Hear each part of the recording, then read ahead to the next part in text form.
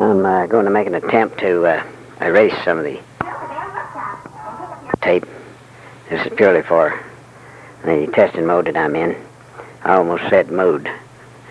I'm not in much of a mood to mess around with this Japanese machine. I didn't understand them any better then than I do now. But some of the things I earlier said might be construed as being extreme racist. All I'm trying to do is just be plain racist where the Japs are concerned. I do see at this time that we're looking at them pretty good in the automobile industry, so maybe we'll keep on. Many sources of employment. In fact, it was just about nil. There was a tannery in Bavard owned by Silverstein. There was a tannery in Rossman, 10 miles away, owned by Silverstein. Silverstein also owned the sawmill in Rossman, Big Barn Sawmill, owned a tanning extract plant, which they ground up chestnut wood and tan bark off of Spanish oaks, off of chestnut oaks, and they shipped that to various tanneries throughout the country to tan leather with. So the main industry around there was supplying wood that they might grind up and boil out or whatever and send to their customers. So to start off with, the mountain people there thought that was about the greatest thing that come along in a long time. And by the time, 25 years later, when I became a young man, it still was the main industry. Even the town of Rossman, their electric system was dependent upon the sawmill and the extract plant. And when we had both of them going at the same time, the lights had to be cut off in town. A little bit convenient. Big kerosene lamps, barely. So it wouldn't be in the middle of a school entertainment or something of that nature. All of a sudden the power go off. So that was quite modern. So all the refuse of these plants they dumped into the river and polluted the French Broad River all the way to all the way to the Gulf Coast. But it killed all the fish, and later, in recent years, after OSHA came into being, they made them clean the river up. So their answer to that was to go out of business. But in the meantime, there was a period of about 50 years there that Silverstein controlled the county. He went further than that. He became chairman of the county commissioners. He wanted it all. He was the most arrogant little Hebrew fellow that you ever seen. He was about 5 feet tall and wore a goatee, and he had a major domo, I guess you'd call him, who was another one who was more arrogant than he was.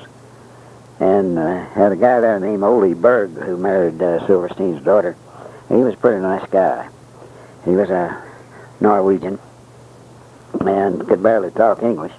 And he had been in the Norwegian merchant marine during the First World War. So knew how to run ships. So after spending a lifetime down there just about, and World War II came along, he went into the merchant marine service of this country. And he advanced very rapidly because of his knowledge of ships, and he became the captain on the Gripsholm, as you will recall, was the exchange ship, the diplomatic exchange ship at the end of World War II. And his wife, who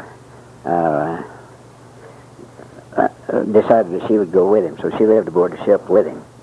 And he followed that for the remainder of his active life, and then he retired in Bavard there, and he passed away. And there was no other Silverstein heirs except Mrs. Berg.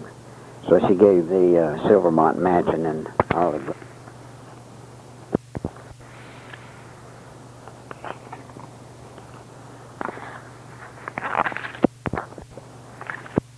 There. So back to my humble beginnings there. When there not being any jobs, the only thing I could do when I got out of high school, except when I was working on the farm, was to work for Gloucester Lumber Company. So I'd work through their subcontractors and cut chestnut wood. You cut it. This Silverstein insisted that it be cut into 5-foot lengths. And a cord, as you know, is 4 feet by 4 feet by 8 feet, but his cord is 5 feet by 4 feet by 8 feet, so he gained a good chunk of percentage on you there. So he paid a miserable fee for the cutting of this wood. It'd take a 3-man crew, 2 men sawing the blocks off the tree, if you got the tree down, and 1 man splitting and trimming. A good splitter could keep up with the sawyers, because chestnuts split pretty easy. But they were huge, big trees. All of them were dead. You've been killed with the Japanese blight. The Japs was even doing it to us way back then. They managed to kill all the chestnut forest all over the east. And to date, they've never returned. There is, however, I read recently some Forest Service official down there is experimenting with a Chinese chestnut, which is blight resistant, and they're mixing them with some old stock they managed to salvage some way. These sprouts come up from some of the old dead chestnuts. So he bred up a pretty good bunch, and they're planting them down there now, and they think it'll overcome the effects of the blight. What it was is about similar to the thing that killed the pines in this country here. The beetle carried a fungus which cut off the circulation, killed the trees. Then the worms took over. So that's where your wormy chestnut come from, which is so prized to frame pictures with, do paneling.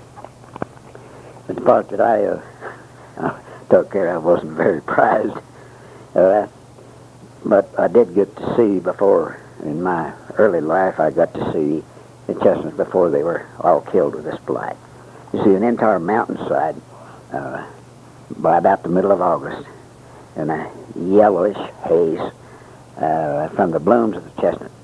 Honeybees loved it, and the chestnuts would fall on the ground, and back in those times everybody's hogs ran wild, so they'd get real fat off eating these chestnuts.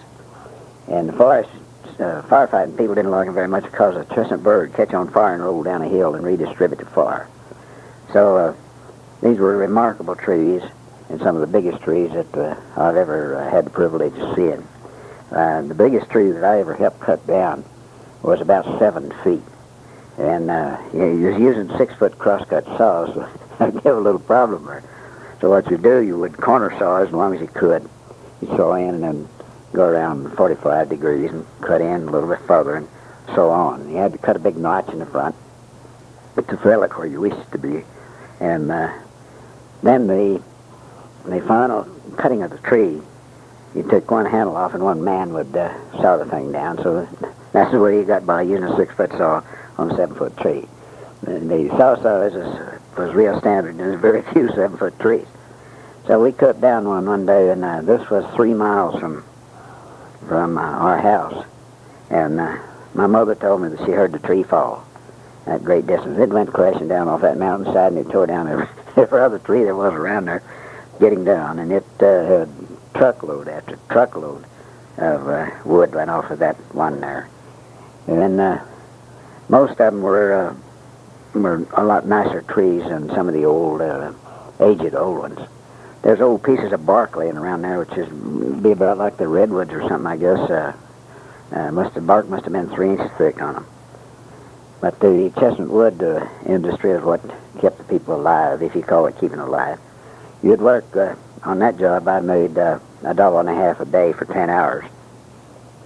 You go on Saturday to receive your pay, and you had to take your pay out of the company store. And Mr. Silverstein had seen fit to raise the prices about 33%, I guess, on everything.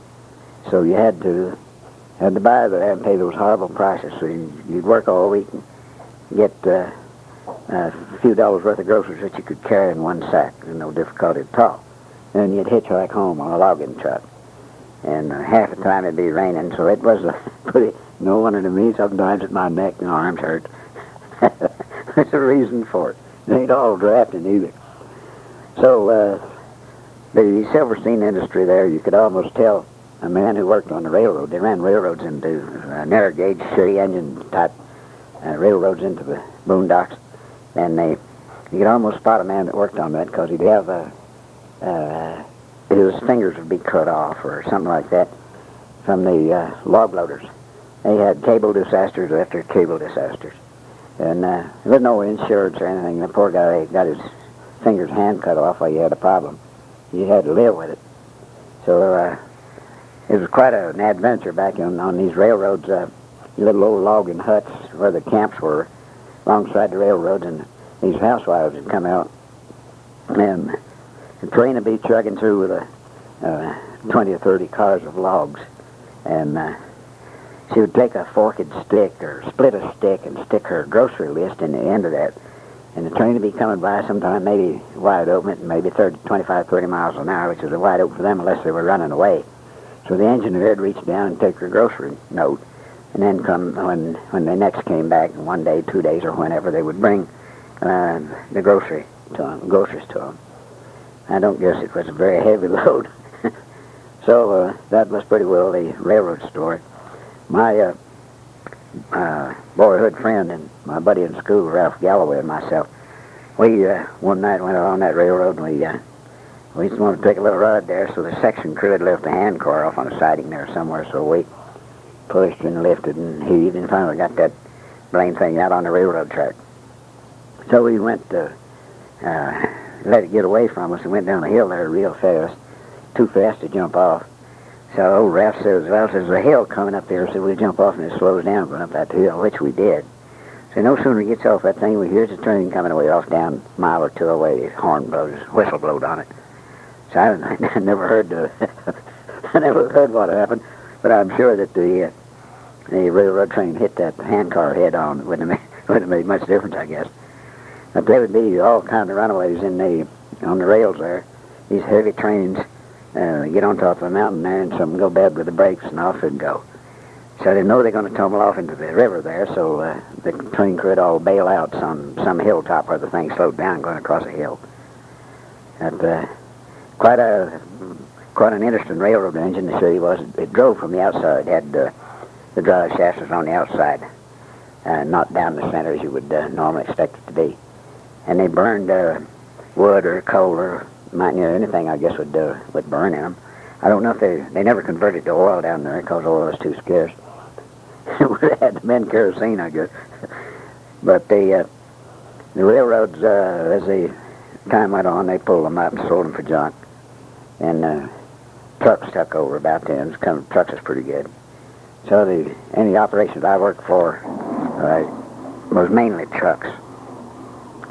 So we would cut both the hardwood and the chestnut wood. The hardwood was hauled to the sawmill in log form, and the other was split. You had to split it, the chestnut, which I previously talked about, because it would be so heavy, you couldn't handle it unless you split it and let it dry up. So one day, my buddy and I was cutting down this big tree, and he looked up and here's the woods boss, and nobody ever knowed him to ever be out of his office. It was just a title mainly. But here's Mr. Harris. Mr. Harris says, I wish you boys would cut that a little bit closer to the ground. I said, how close? Well, about 3 inches. Well, on a hillside, that's awful uncomfortable. Well, we went to cutting it 3 inches above the ground. So that, as the years went on there, I worked for different ones. I worked for a guy named Burley Head, and he was a pretty good old boy. He and I and another guy